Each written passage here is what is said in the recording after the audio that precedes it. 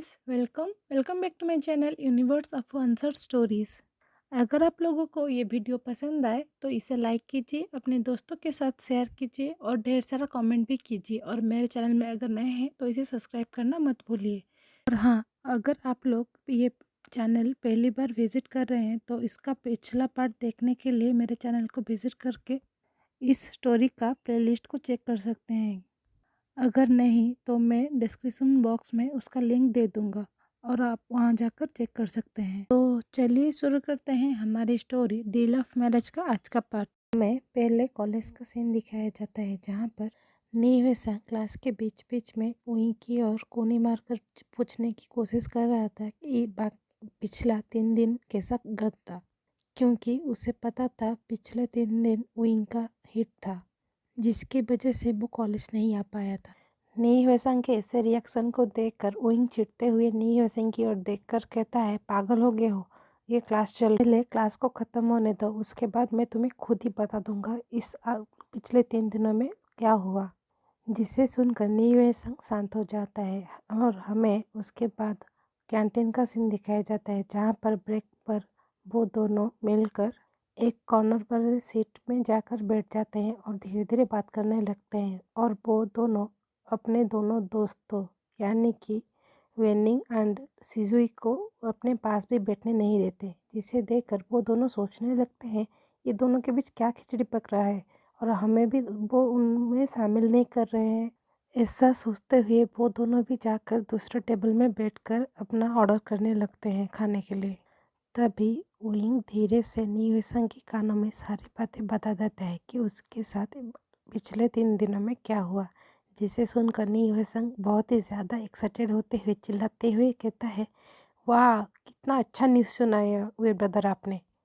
नीवेसंग के ऐसे रिएक्शन को देखकर कैंटीन में बैठे सारे इंसान उसे ही घूरने लगते हैं और विंग कुछ ज़्यादा ही गुस्से में उससे घूरने लगता है, जिसे देखकर नीवेसंग एक फीकी सी स्माइल देते हुए चुपचाप धीरे से उसके पास जाकर बैठते हुए कहता है, सॉरी ब्रो, मैं थोड़ा ज़्यादा ही एक्साइटेड हो गया था।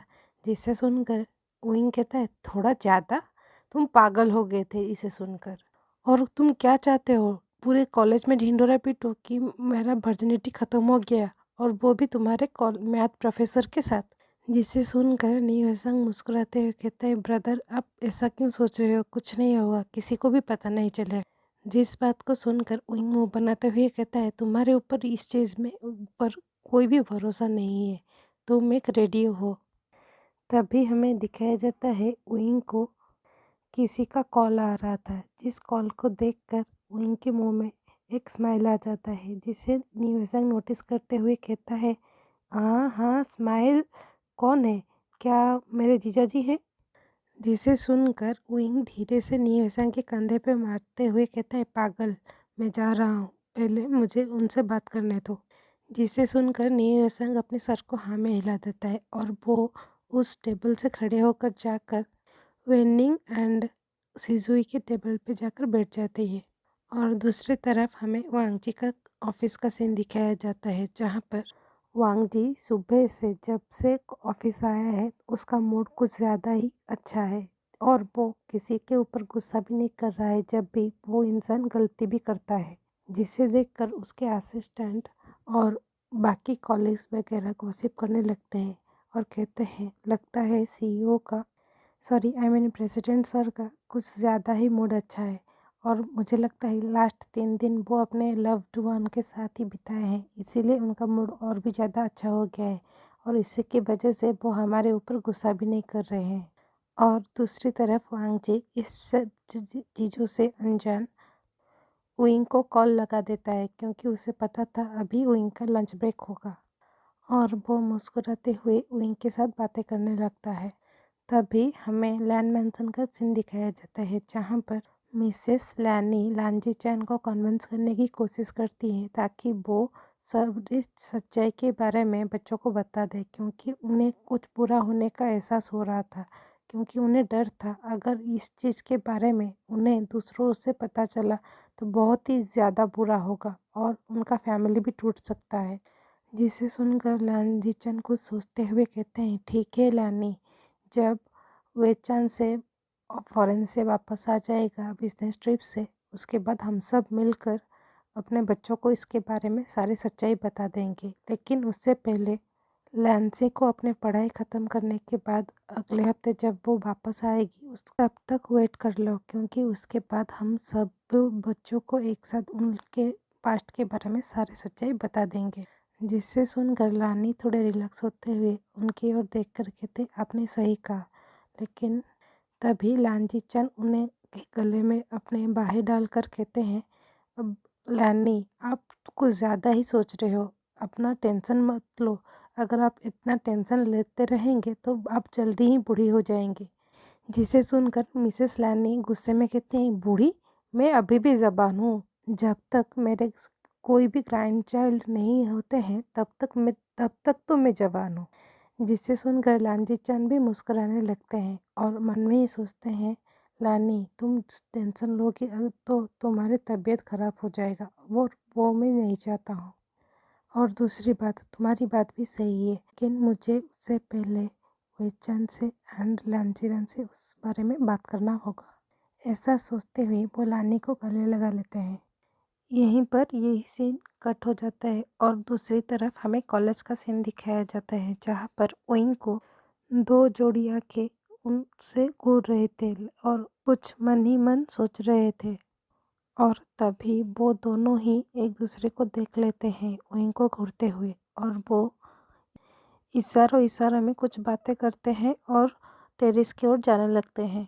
उसके बाद हमें थोड़ी देर बाद का टेरेस का सीन दिखाया जाता है, जहाँ पर दोनों जाकर टेरेस के एक कोने पर बैठ जाते हैं और वहीं से दूर दराज को देखने लगते हैं। तभी थोड़ी देर बाद उनमें से एक दूसरे को देखकर कहता है, तुम अब भी उसे प्यार करते हो ना? जिसे सुनकर वो चौंक कर उससे देखकर कहता है, क्या तुम्हें पता है? तभी वो कहती है, हाँ तुम्हारे आंखों से पता चल रहा है। जिसे सुनकर वो इंसान अपने सर को हाँ में हिलाते हुए कहता है, हाँ क्या करूँ, वो मेरा पहला प्यार है, इतना जल्दी भूला ही नहीं जा सकता। जिसे सुनकर वो इंसान हंसने लगता है और कहता है, ऐसा ही होता है जब पहले फल नहीं होता। और जिसे सुनकर वो सामने वाला इंसान दूर को देखते हुए अपने सर को हाँ में हिला देता है। जी हाँ, वो दोनों कोई और नहीं मियाँ मियाँ और लान सिजुई थे।